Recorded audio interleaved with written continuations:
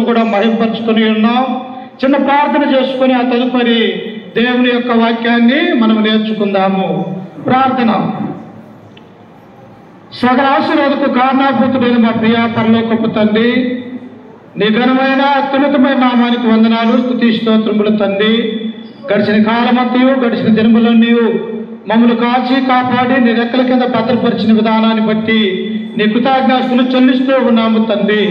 ఇదిగో నేటి దినాల తండ్రి, ప్రపంచంలో ఉన్నటువంటి అనేక మంది క్రైస్తవులైనటువంటి నీ బిడ్డలు ఉదయం మొదలుకొని తండ్రి సాయంత్రం వరకు కూడా నీ యొక్క పాద సన్నిధానంలో చేరి నిన్ను మహింపరుచుకుంటూ ఉంటుండగా, అటు వారిలో మేమును చిన్న మందగా చిన్న గొర్రెలుగా నీ యొక్క పాద సన్నిధానంలో చేరి ఉంటుండగా మమ్మల్ని దీవించి ఆశీర్వదించి బలపరచండి తండ్రి. ఎక్కడైతే ఇద్దరు ముగ్గురు కూడి నా నామమున ప్రార్థన చేస్తారో వారి మధ్య నేను ఉంటానని సెలవిచ్చిన దేవా, ఉదయకాల సమయంలో తండ్రి అయా మేమందరం కూడా నీ యొక్క పాద సన్నిధానంలో చేరి ఆయా ప్రార్థన ద్వారా పాటల ద్వారా నిన్ను మహింపరుచుకుని ఉన్నాం. ఇదిగో తండ్రి, పరిశుద్ధ గ్రంథంలో నుంచి నీ వాక్యమును ధ్యానించబోతూ ఉంటుండగా నిలవబడ్డటువంటి నేను నిరుత్త మాత్రుని తండ్రి, నీ బిడ్డలకును మాకును అయా తండ్రి ఏ వాక్యం అయితే అవసరమై ఉంటూ ఉన్నదో ఆ వాక్యాన్ని బోధించడానికి ప్రకటించడానికి నాకు మంచి జ్ఞానాన్ని సామర్థ్యాన్ని అనుగ్రహించండి తండ్రి. ఇదిగో వినుచున్నటువంటి నీ బిడ్డల యొక్క హృదయాలను తెరిచి నీ మాటలు మేమందరం కూడా మా యొక్క హృదయాలలో భద్రపరుచుకునే గొప్ప భాగ్యాన్ని మా అందరికీ అనుగ్రహించగలరని ఈ మానవులు మా రక్షకుడు మా ప్రభు అయిన యేసు పరిశుద్ధ నామమున ప్రార్థించి అడిగి వేడుకుంటున్నాము తండ్రి. ఆమేన్.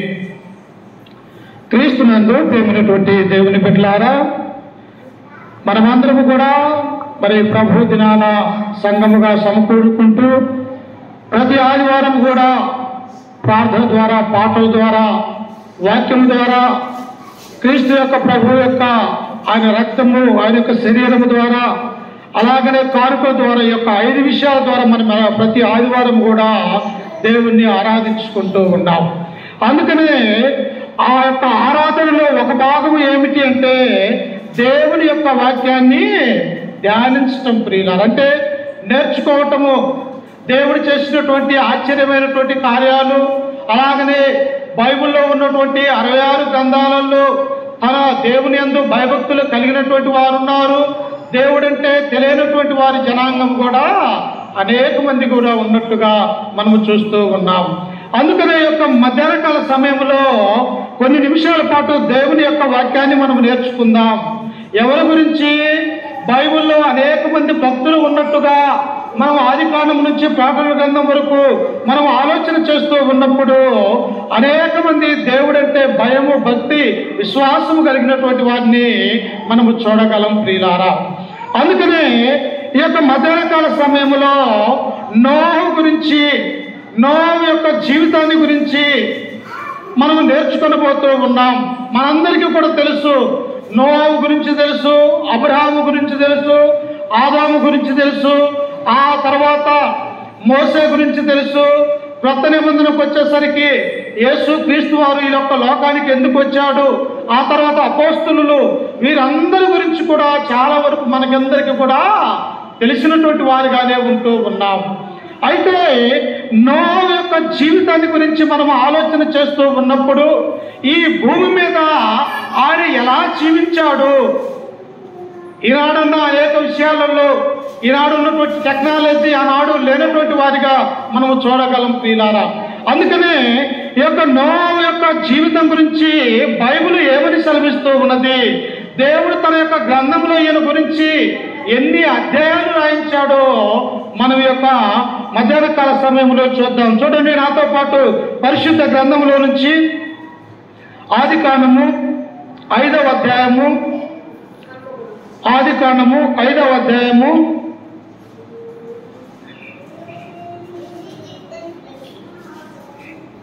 28వ వచనాన్ని చదువుకుందాం. ఆదికాండము 5వ అధ్యాయం 28. లెమెకు 182 ఏళ్ళు బ్రతికి ఒక కుమారుణ్ణి కని భూమిని యెహోవా శపించినందువలన కలిగిన మన చేతుల కష్టము విషయములోను మన పని విషయములోను ఇతడు మనకు నెమ్మది కలగజేయనుకొని అతనికి నోవాహు అని పేరు పెట్టబడును. ఏం పేరంటమ్మా? నోవాహు. నోవాహు అనే పేరుకు అర్థం ఏమిటి? నెమ్మది అని గ్రంథం మనకు సెలవిస్తూ ఉన్నది ప్రియులారా. నోవాహు అనే పేరుకు నెమ్మది అని, ఆ తర్వాత ఆదరణ అని 2 అర్థాలు కలిగినటువంటి పేర్లు. ఇదిగో నోవాహు తండ్రి అయినటువంటి లెమెకు అక్కడ మనము చూస్తూ ఉన్నాం. అంటే నోవాహు యొక్క ప్రారంభాన్ని ఇక్కడ మనము చూస్తూ ఉన్నాం. నోవాహు యొక్క తండ్రి ఎవరు? లెమెకు ప్రియులారా. అందుకనే భూమి మీద ఎలా ఉన్నదంట, ఆయన పుట్టే సమయానికి ఎలా ఉన్నదంటే శపించబడినటువంటి వారిగా భూమి మీద మనము చూస్తూ ఉన్నాం.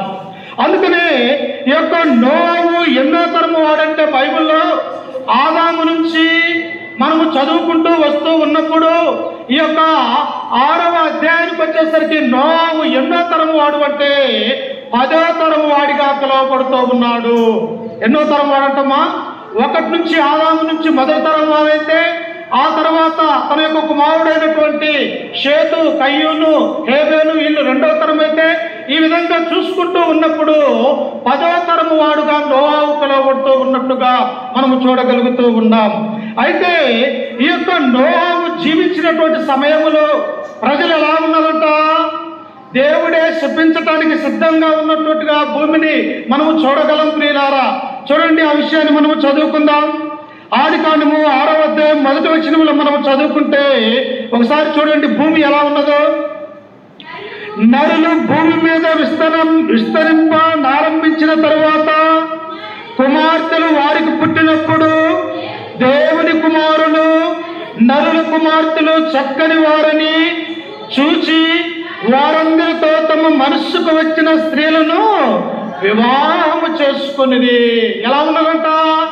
నోవాహు పుట్టే సమయానికి ఆనాడు ఉన్నటువంటి లోకంలో ఉన్నటువంటి ప్రజలు ఎలా ఉన్నారంటే, ఓ పక్క దేవుని నమ్ముకున్నటువంటి కుటుంబాలు ఉంటే, మరొక పక్క దేవుడంటే తెలియనటువంటి కుటుంబాలుగా ఉంటూ ఉన్నారు. అయితే ఎవరైతే దేవుడంటే తెలియనటువంటి వారు ఉంటూ ఉన్నారో వారు ఏం చేశారంటే, దేవుని యొక్క కుమార్తెలు చక్కని వారని చెప్పేసి వివాహ విషయంలో వారు పాపము చేసి అనేక మందిని స్త్రీలను వివాహము చేసుకున్నటువంటి వారిగా మనము చూస్తూ ఉన్నాం. దేవుడు ఏమన్నాడమ్మా? ఒక పురుషుడికి ఒకటే భార్య ఉండాలని దేవుని యొక్క గ్రంథం మనకు సెలవిస్తూ ఉన్నది. ఆదాముకు అవ్వను దేవుడు ఏర్పాటు చేసినప్పుడు ఏమన్నాడు? మీరు ఫలించి అభివృద్ధి పొంది విస్తరించి భూమిని నింపండి అని ఆదాముకు ఒక్కటే భార్యను దేవుడు అనుగ్రహించినటువంటి వాడిగా మనము చూస్తూ ఉన్నాం. కానీ నోవాహు దినాలలో వచ్చేసరికి ప్రజలు ఎలా ఉన్నారంట? దేవుని యొక్క కుమార్తెలు చక్కని వారని, ఇదిగో లోకంలో ఉన్నటువంటి వారు తమకిష్టం వచ్చినటువంటి స్త్రీలను చేసుకుంటూ వారు పాపము చేస్తున్నటువంటి వారిగా మనము చూస్తూ ఉన్నాం. అప్పుడు దేవుడు అంటూ ఉన్నాడు 3వ వచనంలో చూడండి, అప్పుడు యెహోవా నా ఆత్మ నరులతో ఎల్లప్పుడూ వాదించదు, వారు తమ అక్రమ విషయములో నరమాత్రులై ఉన్నారు. దేవుడు బాధపడుతూ ఉన్నాడు. ఎందుకు?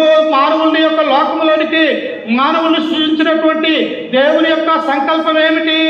భూమి మీద నా యొక్క కుమార్తెలు కావాలా, అనేక మంది కూడా క్రీస్తులోనికి నడిపింపబడాలా, ఒక కుటుంబముగా ఉండి పరమందు ఉన్నటువంటి నన్ను లోకంలో ఉన్నటువంటి మానవులు ఆరాధించాలా అని దేవుడి యొక్క సంకల్పం అయితే మానవాళి ఏం చేస్తూ ఉన్నదో తెలుసా? దేవుని యొక్క ఆజ్ఞల్ని అతిక్రమిస్తూ ఉన్నారు ప్రియులను. అందుకనే దేవుడు ఏమన్నాడు? ఆజ్ఞ అతిక్రమమే పాపం అన్నాడు. పాపము పరిపక్వమై మరణాన్ని కంటది ప్రియులను. అంటే దేవుని యొక్క ఆజ్ఞను అతిక్రమిస్తే ఏ మానవుడైనా ఈ లోకంలో జీవిస్తున్నటువంటి ప్రతి మనిషి కూడా పాపమునికి బానిసైపోతాడు అని చెప్పేసి దేవుని యొక్క గ్రంథం మనకు సెలవిస్తూ ఉన్నది. అయితే ఎలా ఉన్నారు ప్రజలు అంటే, దేవుడి కింద వచనంలో ఆయన అంటూ ఉన్నాడు. 5వ వచనంలో చదవండి ఒకసారి. అదే ఆదికాండము 6వ అధ్యాయం 5వ వచనంలో, నరుల చెడుతనము భూమి మీద గొప్పదనియు వారి హృదయము యొక్క తలంపులోని ఊహ అంతయు ఎల్లప్పుడూ కేవలము చెడ్డదనియు యెహోవా చూచి తాను భూమి మీద నరులను సృష్టించినందుకు యెహోవా సంతాపమునంది తన హృదయములో నొచ్చుకొనెను. చూశారు ఆ మాటని, అక్కడ చదివినటువంటి మాటని. ఏం చేశాడంట? ఏ భూమి మీద ఉన్నటువంటి మానవులు తనకు కుమారులుగా కుమార్తెలుగా ఉంటారని దేవుడు ఆలోచించాడు. కానీ నోవహు దినానికి వచ్చేసరికి ప్రజలు ఎలా ఉన్నారంటే చెడుతనంతో ఉన్నారు, అక్రమం కలిగి జీవిస్తూ ఉన్నటువంటి వారిగా మనము చూస్తూ ఉన్నాం. అందుకనే దేవుడు ఇక్కడ ఏమన్నాడు? నరుల చెడుతనము భూమి మీద గొప్పదనియు వారి ఊహలోని అంతయు కేవలము చెడ్డదనియు యెహోవా చూచి అనే మాటని మనం అక్కడ చూస్తూ ఉన్నాం. నిజంగా దేవుడు చూస్తాడా? మనం చేసే కార్యాలను దేవుడు ఈనాడు చూస్తాడా? మనమేమనుకుంటాము, ఎక్కడో రహస్యమందున్నటువంటి పనులు నా దేవుడు ఎలా చూస్తాడని మానవులు ఈనాడు అనేకమైనటువంటి పాపానికి దాసులైపోతూ ఉన్నారు.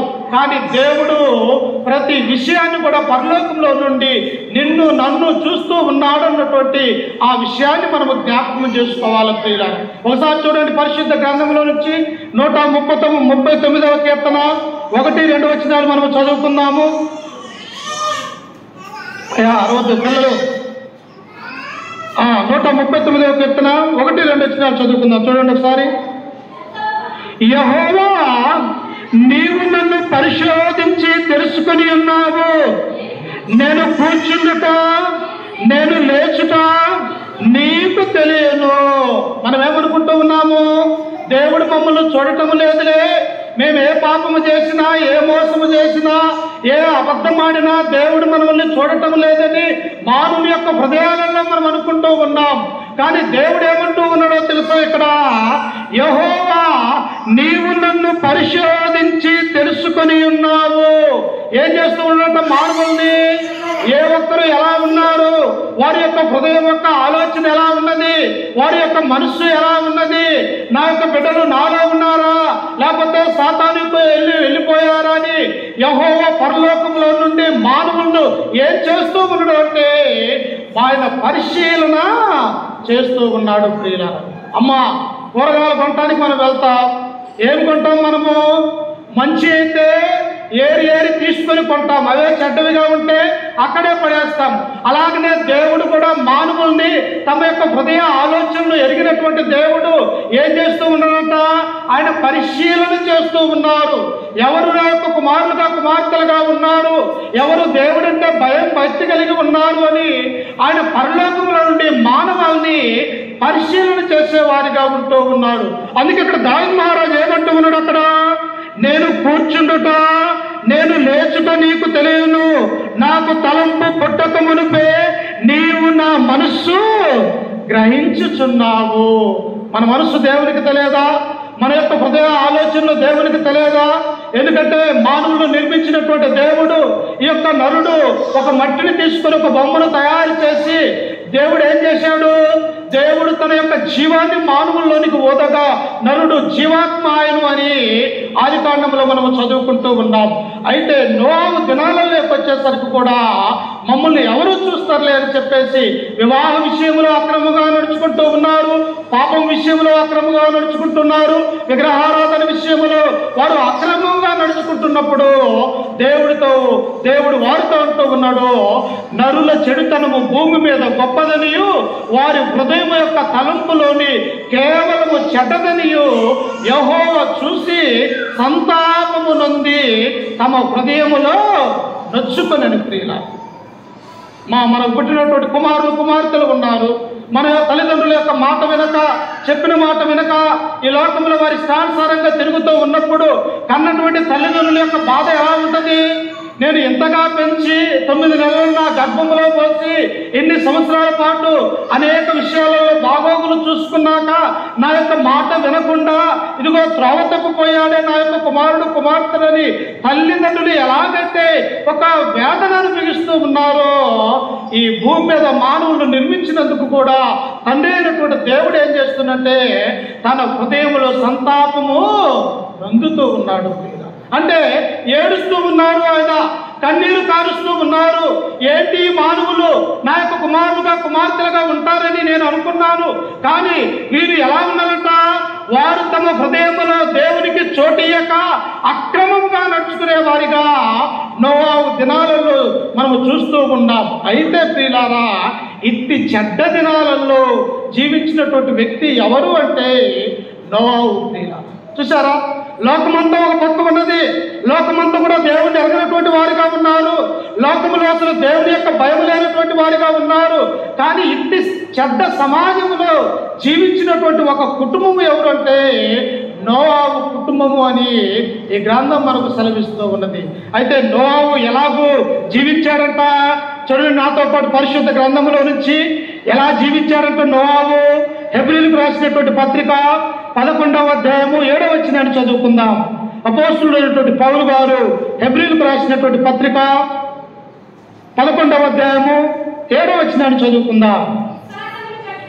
విశ్వాసమును బట్టి నోవాహు అది వరకు చూడని సంగతులను గురించి దేవుని చేత హెచ్చరింపబడి భయభక్తులు గలవాడై తన ఇంటి వారి రక్షణ కొరకు ఒక ఓడను సిద్ధము. చూశారు, ఇక్కడ లోకమంతా ఒక పక్క ఉన్నది. దేవుడంటే భక్తి లేక, భయం లేక, దేవుని యొక్క ఆరాధనకు రాక, దేవుని యొక్క సన్నిధానానికి రాక, దేవుని యొక్క ఆజ్ఞను భయపడక వాళ్ళంతా పాపములో ఉంటూ ఉన్నప్పుడు నోవాహు గురించి దేవుడు ఏమన్నాడో తెలుసా? నోవాహు దేవుడంటే భయము, భక్తి కలిగినటువంటి వాడని క్రొత్త నిబంధనలో అపోస్తలుడైనటువంటి పౌలు గారు మనకు సెలవిస్తూ ఉన్నారు. ఎలా ఉన్నట్టు ఆయన దేవుడంటే భయము, భక్తి కలిగినటువంటి వాడై తన ఇంటి వారి రక్షణ కొరకు ఒక ఓడను సిద్ధము చేసుకొనెను. దేవుడు ఎవరిని ప్రేమిస్తాడమ్మా? గర్వస్తున్నా, లేకపోతే దేవుని సన్నిధికి రాలేనటువంటి వారిని దేవుడు ప్రేమించేది కాదు. ఎవరైతే ఆయన యందు భయము, భక్తి, విశ్వాసము కలిగి, నమ్మకం కలిగి ఈ లోకంలో నీతి నిజాయితీగా ఎవరైతే జీవించుతారో అట్టి వారిని దేవుడు మరి ఆశీర్వదించేవాడిగా ఉంటూ ఉన్నాడు. నోవాహు ఎలాంటి వాడంట? దేవుడంటే భయము, భక్తి కలిగినటువంటి వాడిగా ఈ యొక్క గ్రంథం మనకు సెలవిస్తూ ఉన్నది. ప్రియులారా, ఎందుకు మనము దేవుని యందు భయభక్తులు కలిగి ఉండాలో చూడండి. జ్ఞాని అయినటువంటి సొలొమోను మనకు తెలియపరుస్తూ ఉన్నాడు. ప్రసంగి గ్రంథము 12వ అధ్యాయము 13వ వచనాన్ని చదువుకుందాం. ఒకసారి చూడండి, ఎందుకు మనము భయము, భక్తి కలిగి ఉండాలో ఈ యొక్క జ్ఞాని అయినటువంటి సొలొమోను మనకు తెలియపరుస్తూ ఉన్నాడు. ఈయన సామాన్యమైనటువంటి వ్యక్తి కాదమ్మా. ప్రపంచంలోనే, ఈ భూలోకంలోనే ఇంతటి జ్ఞానవంతుడు లేడు అని దేవుని చేత ఆశీర్వదించబడినటువంటి వ్యక్తి ఈయన అంటున్నాడు. చూడండి, ఇదంతయు వినిన తరువాత తేలిన ఫలితార్థం ఇదే: దేవుని యందు భయభక్తులు కలిగి ఉండి ఆయన కట్టడలను అనుసరించి నడుచుచుండవలెను. మానవ కోటికి ఇదియే విధి అన్నాడు. ప్రియులా, ఏమన్నాడమ్మా? జ్ఞానైనటువంటి సొలొమోను ఏమన్నాడు? ఇదిగో, నేను ఈ లోకంలో ఉన్నటువంటి మానవులందరినీ చూశాను. 40 సంవత్సరాలు ఇశ్రాయేలు ప్రజలకి రాజుగా ఉన్నాను. నా ఇంత జ్ఞానవంతుడు ఈ భూలోకంలో లేడని దేవుని చేత నేను హెచ్చింపబడి ఉన్నాను. దేవుని చేత ఆశీర్వదించబడినటువంటి నేను ఈ భూమి మీద ఉన్నటువంటి మనుషులు నేను చూస్తూ ఉన్నప్పుడు నాకు ఒకటే గుర్తుకు వచ్చినది, ఒకటే ఆజ్ఞ దేవుడు ఇచ్చాడని అక్కడ ఉన్నటువంటి ఇశ్రాయేలు ప్రజలకు ఈ సొలొమోను తెలియజేస్తూ ఆయన ఏమన్నాడు అంటే, ఇదంతయు వినిన తరువాత తేలిన ఫలితార్థం ఇదే. ఎంతో మంది రాజులను చూసా, ఎంతో మందిని నేను భార్యను చేసుకొని దేవుని నుండి దూరమైపోయా, మరలా దేవుని యొద్దకు వచ్చా.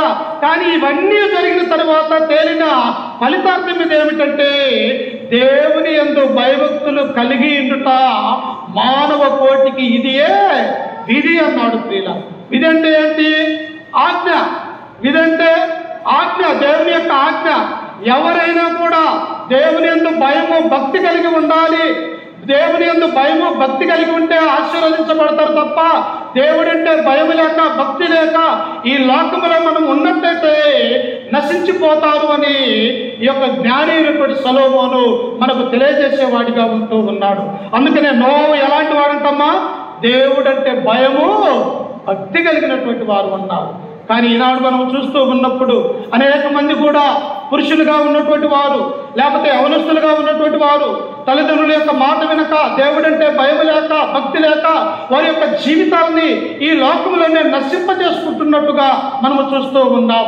అపోస్తలుడైనటువంటి పౌలు జీవించినటువంటి కాలంలో కూడా అసలు దేవుడంటే తెలియనటువంటి వారిగా, దేవుణ్ణి దూషించే వారిగాని మనము చూడగలం. ప్రియులారా, చూడండి నాతో పాటు పరిశుద్ధ గ్రంథంలో నుంచి రోమీయులకు రాసినటువంటి పత్రిక 1వ అధ్యాయము ఒకసారి చూడండి. రోమీయులకు రాసినటువంటి పత్రిక 1వ అధ్యాయము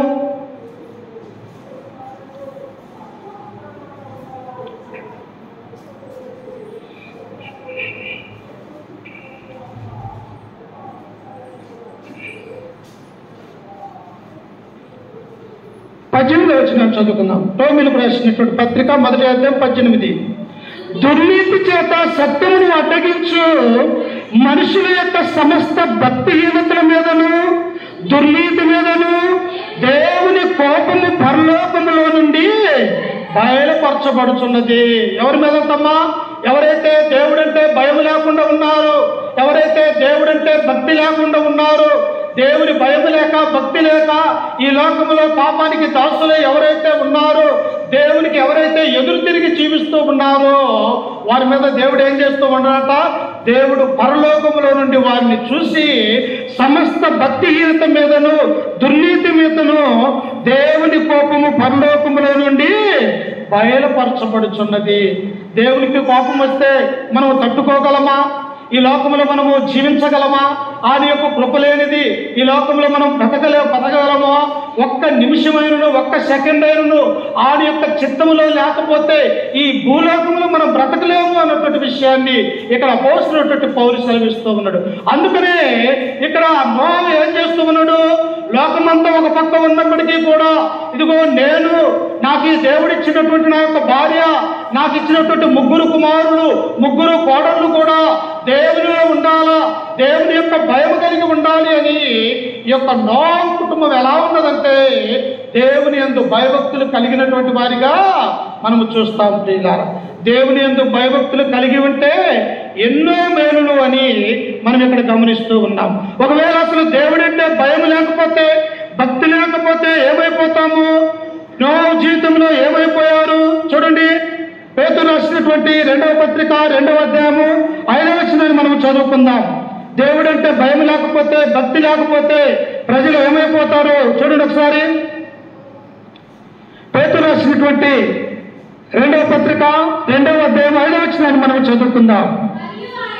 మరియు ఆయన పూర్వకాలముందున్న లోకమును విడిచిపెట్టక భక్తిహీనుల సమూహము మీదికి జల ప్రళయమును రప్పించినప్పుడు నీతిని ప్రకటించిన నోవహును మరి 7 కాపాడును. చూశారా, ఆయన ఎన్నో తరం వాడంట. ఆది కాండం నుంచి మనం చదువుకుంటూ ఉన్నప్పుడు ఆదాము నుండి నోవహు వారు 10వ తరముగా వాడిగా ఉన్నాడు. కానీ పేతురు రాసినటువంటి పత్రికలో ఎప్పుడు రాశాడంటే ఈ పత్రిక క్రీస్తు శాతం 1వ శతాబ్దంలో రాసినటువంటి ఈ పత్రికలో ఎప్పుడో జీవించినటువంటి నోవహు కుటుంబాన్ని గురించి అపోస్తలుడైనటువంటి పేతురు మనకు తెలియపరుస్తూ ఉన్నారు. ఏమంటూ ఉన్నాడు? ఓ క్రైస్తవులారా, క్రీస్తు నందున్నటువంటి వారా, క్రీస్తు రక్తములో కడగబడినటువంటి వారులారా, ఒకసారి నోవహు దినాలలో చూడండి. నోవహు దినాలలో జనులు ఎలా ఉన్నారంట? దేవుణ్ణి హింసించే వారిగా ఉన్నారు, దేవుడంటే లెక్క చేయనటువంటి వారిగా ఉన్నారు, పాపముతో ఉన్నారు, అక్రమంతో ఉన్నారు. కనుక వారి మీదకి దేవుడు తీర్పు వచ్చి ఉన్నది అని ఇక్కడ పేతురు మనకు సెలవిస్తూ ఉన్నాడు. ప్రియులారా, ఏం తీర్పు వచ్చిందమ్మా నోవహు కాలంలో? చూడండి, ఆది కాండము 6వ అధ్యాయం ఒకసారి చూడండి. ఏం తీర్పు వచ్చిందంట?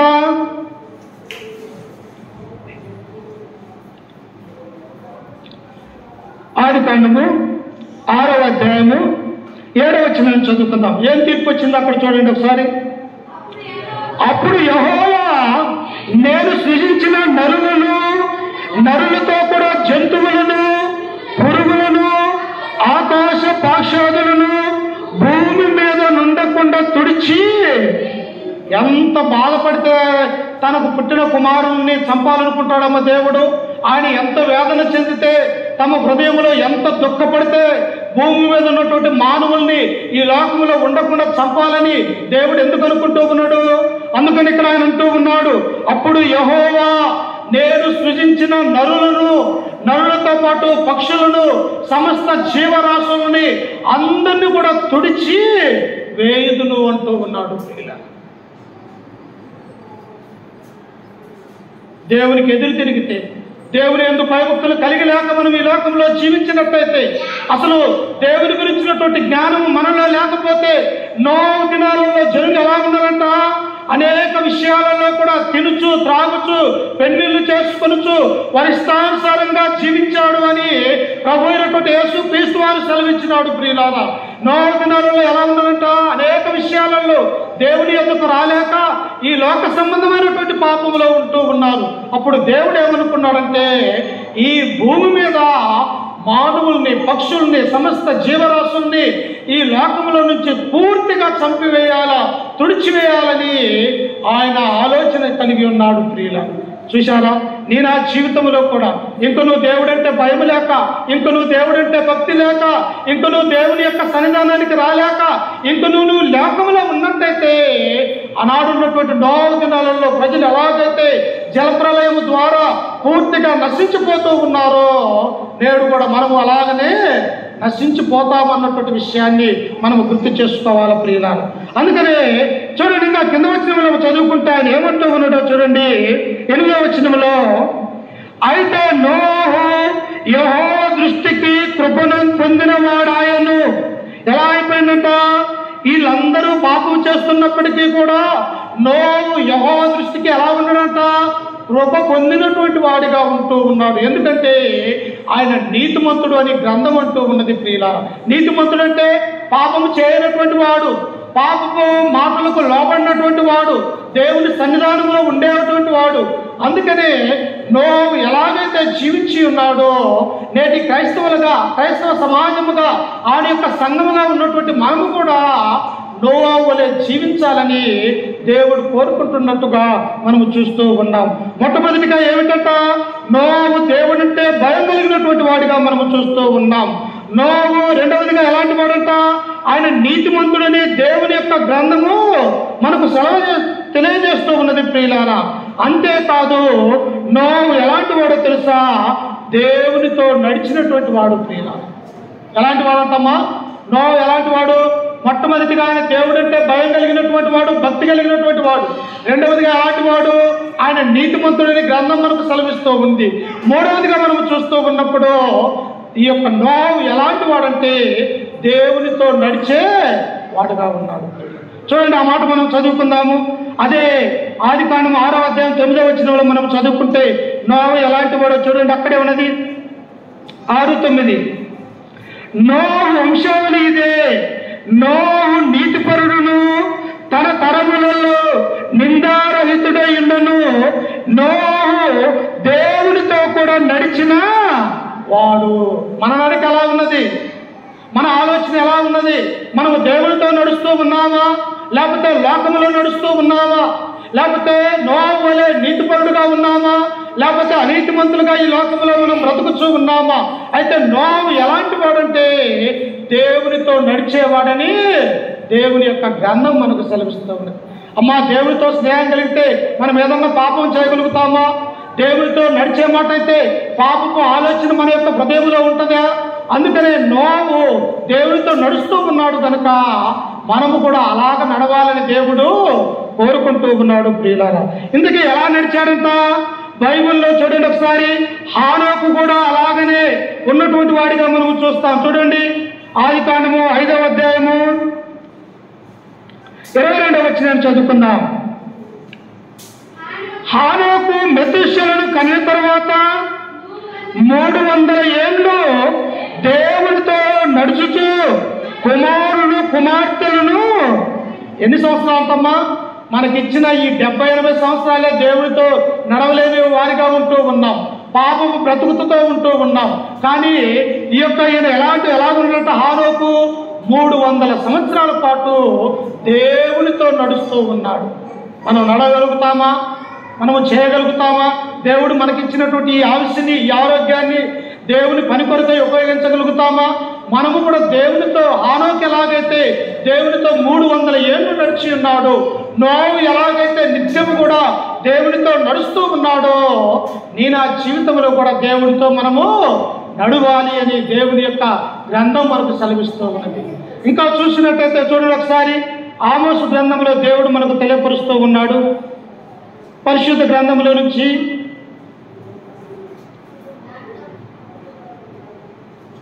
ఆమోసు గ్రంథము 3వ అధ్యాయం 3వ వచనం చదువుకుందాం. ఆమోసు 3:3 సమ్మతి పడకుండా ఇద్దరు కూడి నడుతారా? అమ్మా, ఒక స్త్రీ మరొక స్త్రీతో సావాసం చేయాలంటే, ఒక పురుషుడు మరొక పురుషుడితో సావాసం చేయాలంటే వారిద్దరి మధ్య ఏముండాలా? సమ్మతి ఉండాలా. అంటే ఏక స్వభావం ఉండాలా. ఎలాగా? ఆమె చేసే పనిలో నీవు మెచ్చుకోవాలా, నీవు చేసే పనిలో అవతలాము కూడా మెచ్చుకోవాలా. అలాగే నేను చేసే పనిలో నాతో పాటు స్నేహం చేసేవాడు మెచ్చుకోవాలా, అలాగే అతను చేస్తున్నటువంటి పనిలో నేనేం చేయాలా? మెచ్చుకునేవారిగా ఉండాలి. అందుకని ఇక్కడ ఆమోసు గ్రంథంలో అంటాడు చూడండి, సమ్మతి పడకుండా ఇద్దరు కూడి నడుతురా, ఎర దొరకక సింహము అడవిలో గర్జించునా. ఏం చేస్తూ ఉన్నాడు? సమ్మతి పడాలా. మనకు దేవుడితో నడవాలంటే, దేవుడి దగ్గరికి వెళ్ళాలంటే మన జీవితాన్ని ఏం చేసుకోవాలా? మార్చుకోవాలా ప్రియులారా. దేవుడు ఎలాంటి వాడు? నీతిమంతుడు. ఆయన ఎలాంటి వాడు? సర్వోన్నతుడు. ఆయన మహోన్నతుడు, సర్వ సృష్టికి సృష్టికర్త ఆయన.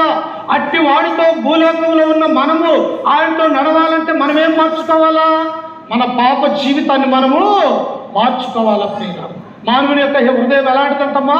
హృదయము అన్నిటికంటే చెడ్డది, అది బహు ఘోరమైన వ్యాధి కలదని ఇర్మియా ప్రవక్త మనకు తెలియజేస్తూ ఉన్నాడు. హృదయం ఎలాంటిదంట?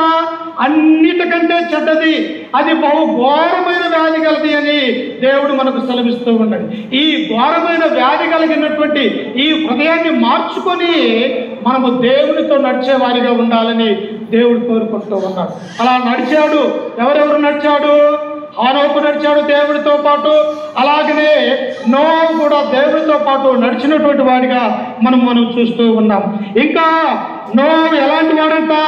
కష్టపడి పనిచేసేవాడు నోవాహు. సోమరి వాడు కాదు నోవాహు. ఎలాంటి వాడంట?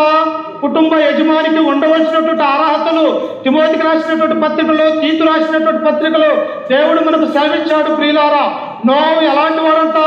కష్టపడి పనిచేసేవాడుగా దేవుడు యొక్క గ్రంథం మనకు సెలవిస్తూ ఉన్నది. చూడండి అక్కడే ఉన్నది. నోవాహు ఎలా కష్టపడి పనిచేస్తాడంటే తన కుటుంబాన్ని 120 సంవత్సరాలు పోషించుకున్నాడు ప్రియులా. అనేక కష్టాలు పడుతూ లోకంలో ఉన్నటువంటి వారు అసహించుకుంటూ ఉన్నారు. లోకంలో ఉన్నటువంటి వారు అపహాస్యం చేస్తూ ఉన్నారు. అయినప్పటికీ కూడా తన భార్యకు వాక్యం చెప్పుకున్నాడు. తన యొక్క 3 కుమారులకు వాక్యం చెప్పాడు. ఆ తర్వాత 3 కోడళ్ళకు కూడా వాక్యములో ఆయన నడిపించినటువంటి ఒక గొప్ప యజమానుడుగా, కష్టపడేవాడిగా ఈ యొక్క నోవాహును మనము చూస్తాం. ఈనాడు ఎలా ఉన్నారు మనుషులు? కష్టం చేయక, సోమరివాడిగా, కుటుంబాన్ని పోషించుకోలేక ఈనాడు అనేక మంది తల్లిదండ్రులు వదిలిపెట్టి తల్లిదండ్రులు కొట్టేవారిగా, అలాగనే హింసించేవారిగా ఈనాడు లోకంలో అనేక మంది కూడా ఉంటూ ఉన్నారు. కానీ నోవాహు ఎలాంటి వాడంతా? మంచి యజమానుడు, కష్టపడి పనిచేసేవాడు అని దేవుడే స్వయంగా ఆయన గురించి రాస్తూ ఉన్నాడు. చూడండి నాతో పాటు పరిశుద్ధ గ్రంథంలో నుంచి ఆయన ఎలాంటి వాడో చూడండి ఒకసారి. పేతురు రాసినటువంటి మొదటి పత్రిక 2వ అధ్యాయము 3వ అధ్యాయము 20వ వచనాన్ని చదువుకుందాం. ఎలా కష్టపడి పనిచేసేవాడు అని పేతురు మనకు తెలియజేస్తూ ఉన్నాడు. ఒకసారి చూడండి. పేతురు రాసినటువంటి మొదటి పత్రిక 3వ అధ్యాయము 19-20. దేవుని దీర్ఘశాంతము ఇంకా కనిపెట్టుచున్నప్పుడు పూర్వము నోవాహు దినములలో ఓడ సిద్ధపరచుచుండగా ఏం చేస్తామన్నట? దేవుడు ఆజ్ఞ ఇచ్చాడు. నోవాహు 40 దినాలలో ఈ భూమి మీదకి జలప్రలయం రాబోతూ ఉన్నది. లోకంలో ఉన్నటువంటి వారందరినీ కూడా నేను నాశనం చేయబోతూ ఉన్నాను. కాబట్టి నీవు నా ఎదుట నీతిమంతుడుగా ఉన్నావు కనుక నీవును, నీ భార్య, నీ 3 కుమారులు, నీ 3 కోడళ్ళు కూడా ఇదిగో వారి రక్షణ కొరకు నీవేం చేయాలి అంటే ఓడను సిద్ధపరుచుకోమన్నమే దేవుడు సెలవిచ్చాడు ప్రియులారా. అమ్మ, ఓడ కట్టాలంటే ఏం కావాలా? మంచి కర్రలు కావాలా, అడవికి వెళ్ళి నరుక్కొని రావాలా. ఆ ఓడ ఎలాంటిదో తెలుసా? అది 3 అంతస్తులు కలిగినటువంటి ఓడ. దాని ఎత్తు 300 మూరలు కలిగినటువంటి ఎత్తు, దాని ఎడల్పు 50 మూరలు. ఆ తర్వాత అనేక విశాలమైనటువంటి గదులు, 3 అరమరలతో కూడినటువంటి ఎత్తు కట్టాలని దేవుడు ఒక కొలతని నోవాహుకు అనుగ్రహించి ఉన్నాడు ప్రియులారా. ఇప్పుడు ఏం చేశాడు నోవాహు? ఏం చేయాలా? ఆ ఓడను కట్టాలా. ఆ ఓడను కట్టాలంటే ఏం కావాలా? దానికి కీలు కావాలా, దానికి అనేకమైనటువంటి మంచి మంచి దూలాలు కావాలా, మంచి మంచి కర్రలు కావాలా, 3 అంతస్తులుగా కట్టాలా, 3 అరమరలుగా ఉండాలని చెప్పేసి 120 సంవత్సరాలు ఆ ఓడని ఆయన కష్టపడి కట్టినటువంటిగా మనము చూస్తూ ఉన్నాం. మనమైతే ఏంటయ్యా, 1 సంవత్సరం అయితే కట్టగలుగుతాం, 2 సంవత్సరాలు అయితే నీ యొక్క ఆజ్ఞలు వినగలుగుతాం. 120 సంవత్సరాలు ఓడను కట్టాలంటే ఎలా కష్టపడి నేను పని చేసేదని సోమరిపోతులుగా మనమైతే ఉండేవారు. కానీ నోవాహు ఎలా ఉన్నాడంట? కష్టపడి ఆ ఓడను తన కుటుంబం కొరకు సిద్ధపరిచినటువంటి వాడిగా నోవాహును మనము చూస్తూ ఉన్నాం. ఇంకా ఏమంటున్నాడో చూడండి కింద వచనములో, అవిధేయులైన ఓడ సిద్ధపరచుచుండగా అవిధేయులైన వారి యొద్దకు, అనగా చెరలో ఉన్న ఆత్మల యొద్దకు ఆయన ఆత్మ రూపిగానే వెళ్ళి వారికి ప్రకటించెను. ఓ పక్క ఓడ కడుతూ ఉన్నాడు, మరో పక్క ఏం చేస్తూ ఉన్నాడట? 100 సంవత్సరాలు ఇతరులకు దేవుని యొక్క వాక్యాన్ని ప్రకటిస్తూ ఉన్నాడు. అయ్యలారా, ఇదిగో కొన్ని రోజులలో జలప్రలయం మీ భూమి మీదకి రాబోతూ ఉన్నది. మీ ప్రాణాలు దక్కించుకోవాలంటే ఓడలోనికి రండి. మీరు దేవుని యందు భయభక్తులు కలిగి ఈ రక్షణ అనే ఓడలోనికి వస్తే మీరు బ్రతుకుతారు తప్ప ఓడ బయట ఉంటే మీకు రక్షణ లేదయ్యా. ఈ ఓడలోనికి ఎవరైతే వస్తారో వారే రక్షింపబడతారని దేవుడు నాతో చెప్పాడు కనుక మీరందరూ కూడా మారు మనస్సు కలిగి ఈ ఓడలోనికి రండి అని 100 సంవత్సరాలు దేవుని యొక్క సువార్తను ఆ లోకంలో ఉన్నటువంటి వారి ప్రజలకి ఆయన ప్రకటించాడు. అమ్మ, నీతి మాటలు ఎవరైనా వింటారా? ఎవరు కూడా వినరు. అదే సినిమాలకు వెళ్దామంటే, లేకపోతే అదే డ్యాన్స్ పార్టీల దగ్గరికి వెళ్దామంటే, లేకపోతే పాపపు మార్గంలోనికి వెళ్ళాలంటే ఎంతో ఆశతో ఎంతో డబ్బు ఖర్చు పెట్టుకొని మనం అక్కడికి వెళ్ళేవారిగా ఉంటూ ఉన్నాం. నోవాహు కూడా అంటున్నాడు, అయ్యలారా, ఇదిగో మీరు ఈ ఓడలోనికి రండి, దేవుని యొక్క మాటలు వినండి, నా మాటలుగా దేవుని మాటలుగా మీకు నేను ప్రకటిస్తూ ఉన్నాను అంటే ఎవరు కూడా రాలేదు ప్రియులారా. అప్పుడు కింద వచనంలో చదువుకుంటే చూడండి, ఆ ఓడలో కొందరు, అనగా 8 మంది నీటి ద్వారా రక్షణ పొందిరి. ఎవరు 8 మంది? ఎవరమ్మా? నోవాహు యొక్క భార్య, 3 కుమారులు, 3 కోడలు. అంటే ఈ 8 మంది మాత్రమే ఆనాడు ఉన్నటువంటి లోకములో వారు రక్షింపబడ్డారు అని ఈ గ్రంథంలో మనకు తెలియపరుస్తూ ఉన్నది. అంటే నోవాహు ఎలాంటి వాడంట? కష్టపడి పనిచేసేవాడు, కష్టపడి ఓడలు కట్టుకున్నాడు. అలాగనే కష్టపడి దేవుని యొక్క సువార్తను 100 సంవత్సరాల పాటు ఆయన ప్రకటన చేసినటువంటి వారిగా మనము చూస్తూ ఉన్నాం. అందుకని ఇంకా మనము చూసినట్టయితే చూడండి, ఎఫెసీయులకు రాసినటువంటి పత్రిక 4వ అధ్యాయము 27వ వచనాన్ని చదువుకుందాం. అపోస్తలుడైనటువంటి పౌలు గారు ఎఫెసీ సంఘానికి రాసినటువంటి పత్రిక 4వ అధ్యాయము 27వ వచనం. అపవాదికి చోటీయుకుడి, దొంగిలవాడు ఇక మీద దొంగిలక అక్కరగల వారికి పంచిపెట్టుటకు వీలు కలుగు నిమిత్తము తన చేతులతో మంచి పని చేయుచు కష్టపడవలను. అమ్మా, క్రైస్తవులైనంత మాత్రాన దేవుడు మనల్ని సోమరులుగా బతకమన్నాడా? లేదు. ఎందుకో తెలుసా? ప్రభు అయినటువంటి యేసు క్రీస్తు వారు కూడా అనేక విషయాలలో ఈ యొక్క లోకానికి వచ్చినప్పుడు ఆయన దేవుని యొక్క కుమారుడుగా, రక్షకుడిగా మన కొరకు ఆయన దివారాత్రములు కష్టపడి ప్రభు పని జరిగించినటువంటి వాడిగా యేసు ప్రభువుని మనము చూడగలుగుతాం ప్రియులారా. ఆయన ఎప్పుడు లేస్తాడో తెలుసా? ఉదయాన్నే లేస్తాడు. ఆయన మార్గమధ్యంలో ఎలా వెళ్తాడో తెలుసా?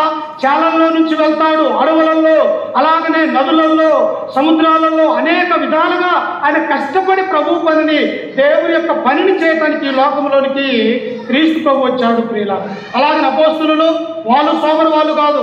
ఎలాంటి వారంతా? వారు చేపలు పట్టే జాలర్లుగా ఉంటూ ఉన్నారు. అపోస్తలులైనటువంటి వారు ఇన్కమ్ ట్యాక్స్ ఆఫీసర్ అయినటువంటి మత్తాయి గారు ఉన్నారు.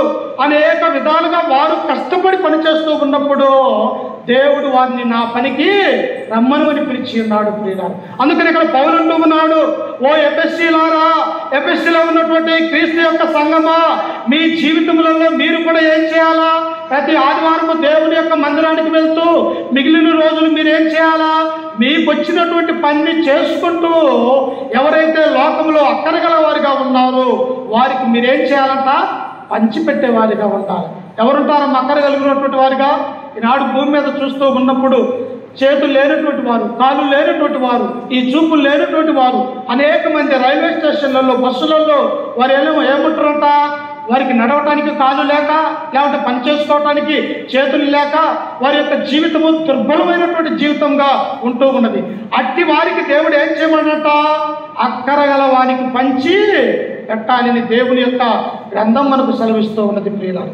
అందుకని ఎలాంటి వాడంటే నోవాహు కష్టపడి పనిచేసేవాడని ఈ యొక్క గ్రంథం మనకు సెలవిస్తూ ఉన్నది. ఇంకా చూడండి, తెస్సలోనికి రాసినటువంటి 2వ పత్రిక 3వ అధ్యాయము 6వ వచనాన్ని చదువుకుందాం ఒకసారి చూడండి. తెస్సలోనికి రాసినటువంటి 2వ పత్రిక 3వ అధ్యాయము 6వ వచనాన్ని,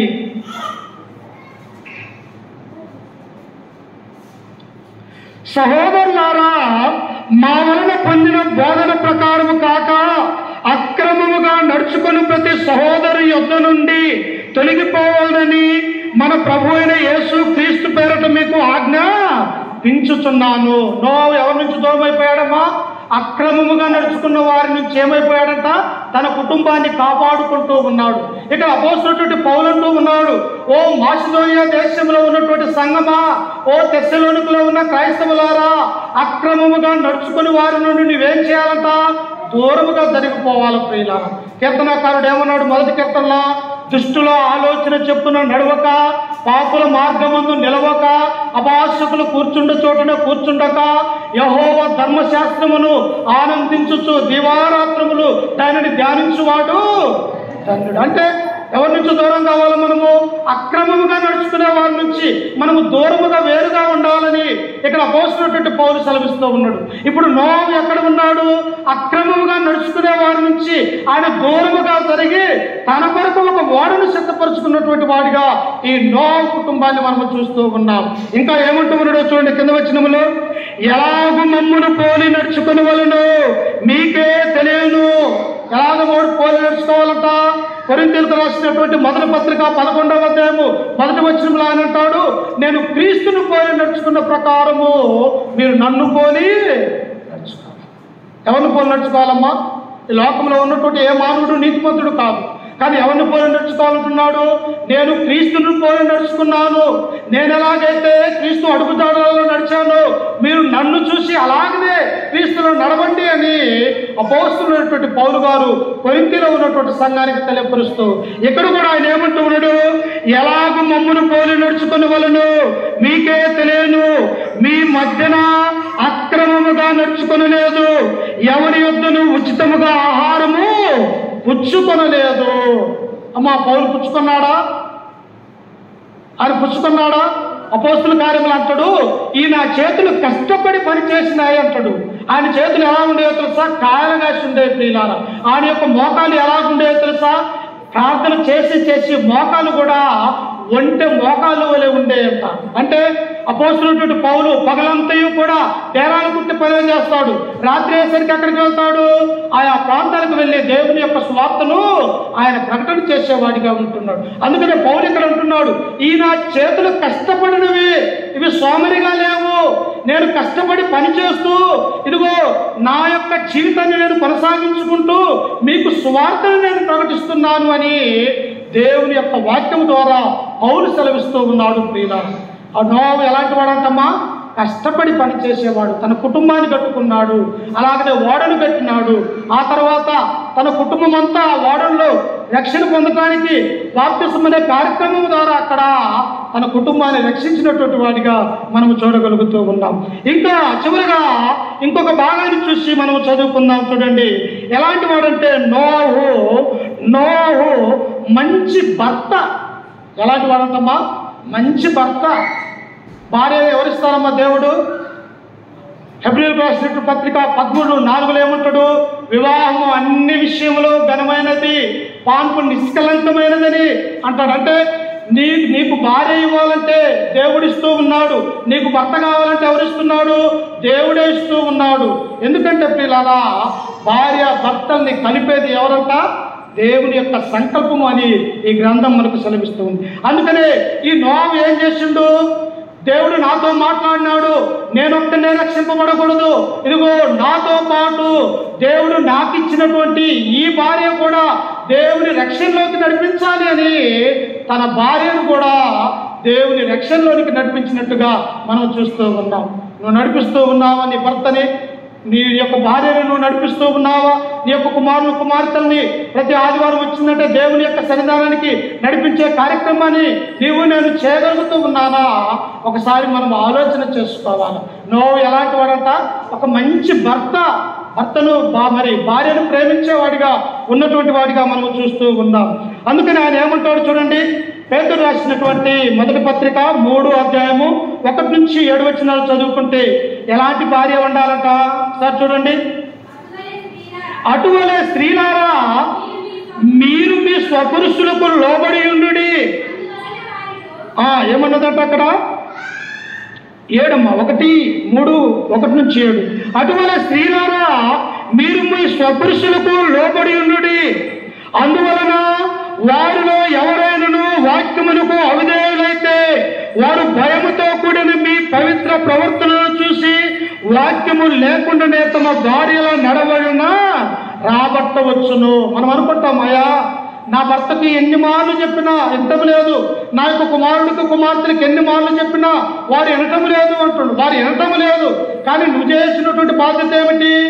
ప్రార్థనా జీవితాన్ని కలిగి ఉండాలి, దేవుని యందు భయభక్తులు కలిగి ఉండాలి, మంచి పరివర్తన కలిగి ఉన్నట్టయితే నీ భర్త నిన్ను చూసి ఏమంటాడంటే, అయ్యో ఇదిగో నీతిమంతురాలైనటువంటి నా భార్య నేను ఒక మాట అన్నట్టే దేవుణ్ణి అన్నట్టేనే ఆమె సత్ప్రవర్తన గురించి నేనెందుకు మారు మనసు పొందకూడదని దేవుడు తనలోని మంచి బుద్ధిని కలగజేస్తాడని దేవుని యొక్క వాక్యం సెలవిస్తూ ఉన్నది ప్రియులారా. ఇంకా ఏమంటాడు చూడండి, అదే 3వ అధ్యాయం 7వ వచనంలో చదువుకుంటే, అటువలనే పురుషులారా జీవమును కృపావరములు మీ భార్యలు మీతో పాలువారై ఉన్నారని ఎరిగి ఎక్కువ బలహీనమైన ఘటమని భార్యను సన్మానించి నీ ప్రార్థనలకు అభ్యంతరము కలుగుకున్నట్లు జ్ఞానము చెప్పున వారితో కాపురము చేయాలి. ఎలాగంట? మనం ఎలాగైతే దేవుని యొక్క కుమారుడిగా పిలువబడతామో ఈ స్త్రీలు కూడా ఏమైపోతారంటే దేవుని యొక్క కుమార్తెలుగా పిలువబడతారు. ప్రియుల చూసారా, అబ్రహాము ఎవరమ్మా? అబ్రహాము ఎవరు? విశ్వాసులకు తండ్రి. మరి స్త్రీలకు ఎవరు తల్లి? శారా ఉన్నది ప్రియులరా. ఆ పై వచనంలోనే దాని గురించి మనం తెలుసు. కాబట్టి నోవహు ఎలాంటి వాడంట? మంచి భర్త, అలాగనే మంచి తండ్రి, తమ కుమారుడిని క్రీస్తులోనికి నడిపించినటువంటి వ్యక్తి. అంతేకాదు ప్రియులారా, ఆయన ఎలాంటి వాడో తెలుసా? మంచి మామగా ఉన్నాడు ప్రియులారా. అమ్మ ఎలాంటి వాడు? మంచి మామ కూడా తమ కోడళ్ళని దేవుని యొక్క వాక్యాన్ని చెబుతూ క్రీస్తులోనికి దేవునిలోనికి నడిపించినటువంటి ఒక గొప్ప మామగా నోవహును మనము చూస్తాం. అంటే ఎన్ని పాత్రలు ఆయన పోషించాడు? మొదటిగా దేవుని యందు భయభక్తులు కలిగినటువంటి వాడని మనము చూసుకున్నాం.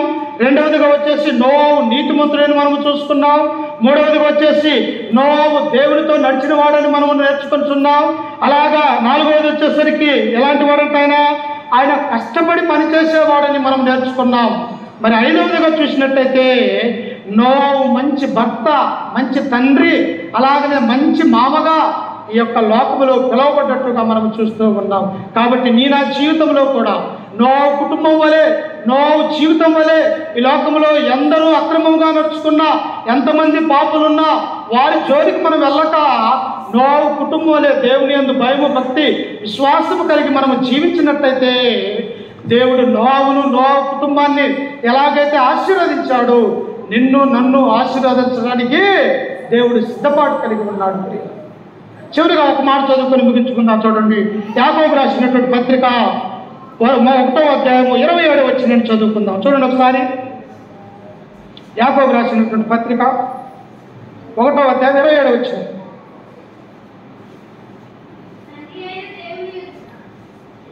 ఒకటి 27. తండ్రి అయిన దేవుని ఎదుట పవిత్రమును నిష్కలంకమునైన భక్తి ఏదనగా దేవుడు చెబుతూ ఉన్నాడు. అయ్యా, తండ్రి అయిన దేవుని ఎదుట నీ భక్తి ఎలా ఉండాలని దేవుడు కోరుకుంటున్నాడు తెలుసా? నోవహు కుటుంబము భక్తి ఎలా ఉన్నదో మనకు నేర్పించినాడు. ఇక్కడ యాకోబు మనకు తెలియపరుస్తూ ఉన్నాడు. తండ్రి అయిన దేవుని ఎదుట భక్తి ఏదనగా, నిష్కలంకమైన భక్తి ఏదనగా, దిక్కులేని పిల్లలను, విధవరాండ్లను వారి ఇబ్బందులలో పరామర్శించుటయు, ఏలోక మాలిన్యము తనకు అంటకుండా తన్ను తాను కాపాడుకొనుటయే. ఏంటి నిజమైనటువంటి భక్తి? ఈనాడు అనేక మంది అనుకుంటాం, నేను మంచి క్రైస్తవురాలని, నేను మంచి క్రైస్తవునని. నీవు అనుకుంటే సరిపోదు. ఏమంటాడు? క్రియలు లేని విశ్వాసము మృతము, సచ్చినదైన సమానం. నువ్వు నిజమైన భక్తిపరుడు అయితే, నువ్వు నిజమైన క్రైస్తవుడైతే నీ భక్తి ఎలా ఉండాలంట? దిక్కులేని పిల్లలని, విధవరాన్లని వారి ఇబ్బందులలో పరామర్శించుటే ఇది నిజమైన భక్తి అని దేవుని యొక్క గ్రంథము మనకు సెలవిస్తూ ఉన్నది. ప్రియులారా, చూసారా? ఎక్కడో అమెరికా, ఎక్కడో ఎల్లారెడ్డిపల్లె, కొన్ని వేల లక్షల కిలోమీటర్ల దూరంలో ఉన్నటువంటి వారు ఎల్లారెడ్డిపల్లెలో ఉన్నటువంటి విధవరాన్ల కొరకు ఈ సహాయాన్ని పంపించారు. చూసారా? ఏది భక్తి? వారికి ఉన్న విశ్వాసం ఎలాంటిది, వారికి ఉన్నటువంటి భక్తి ఎలాంటిదో చూడండి ఒకసారి. ఎక్కడ నుంచి ఎక్కడికి దేవుని యొక్క భక్తి, క్రీస్తు ప్రేమ అని ఇక్కడ మనకు సెలవిస్తూ ఉన్నది. కాబట్టి నోవహు కుటుంబాలు మనమందరం కూడా ఉండాలని, నోవహులే జీవించాలని, నోవహు ఎలాగైతే దేవుడితో నడిచాడో మనము కూడా అలాగనే నడవాలి ప్రియులారా. ఒకవేళ నడవకపోతే ఏమైపోతుంది? నరకం అనేది ఉన్నది ప్రియులారా. మార్కు సువార్త 16:16 ఆయన ఏమంటాడు? మీరు సర్వలోకమునికి వెళ్ళి సర్వ సృష్టికి సువార్తను ప్రకటించండి. నమ్మి బాప్తిసం పొందినవాడు రక్షింపబడును, నమ్మని వానికి శిక్ష. ఎవరైతే నమ్మరో, ఎవరైతే దేవుని యొక్క సన్నిధానానికి రారో, ఎవరైతే క్రీస్తును సొంత రక్షణ అంగీకరించరో వారికి నిత్య నరకం అనేది ఉన్నదని దేవుని యొక్క గ్రంథం మనకు సెలవిస్తుంది. ఎవరైతే దేవుని పట్ల విధేయత కలిగి, ఎవరైతే భయభక్తులు కలిగి లోకములో జీవిస్తారో వారికి పరలోకం అనేది ఉన్నది. అందుకని దేవుడు అంటాడు, రెండు మార్గాలు మీ జీవితంలో ఉన్నాయి. ఒకటి పరలోకమా, రెండు నరకము. అందుకనే ఒకటి విశాల మార్గము, రెండు ఇరుకు మార్గము. ఏ మార్గము కావాలో మీరే కోరుకోమని దేవుడు సెలవిస్తూ ఉన్నాడు. కాబట్టి ఇప్పటి వరకు ఓపికతో మీ అందరికీ మరి ప్రభు అయినటువంటి యేసుక్రీస్తు ద్వారా మీకు తెలియజేస్తూ, నన్ను నేను కూడా ఈ యొక్క వాక్యం ద్వారా హెచ్చరించుకుంటూ ఓపికతో మీ అందరికీ మన రక్షకుడు ప్రభు అయినటువంటి యేసుక్రీస్తు నామమున ఈ యొక్క వాక్యాన్ని ముగిస్తూ ఉన్నాను. ప్రియులారా, చిన్న ప్రార్థన చేసుకొని మన మధ్యలో ప్రాముఖ్యమైనటువంటి ఆరాధన ఉన్నది. ఎవరు కూడా అల్లరి చేయొద్దు. ఎందుకంటే ఆరాధన చాలా భయము, భక్తి మరి విశ్వాసంతో తీసుకోవాల్సినటువంటి అవసరం ఉన్నది. ఎవరు తిరిగి లేచి నడవద్దు, అందరూ కూర్చోవాలా, అల్లరి చేయొద్దు. చిన్న ప్రార్థన చేసుకుందాం.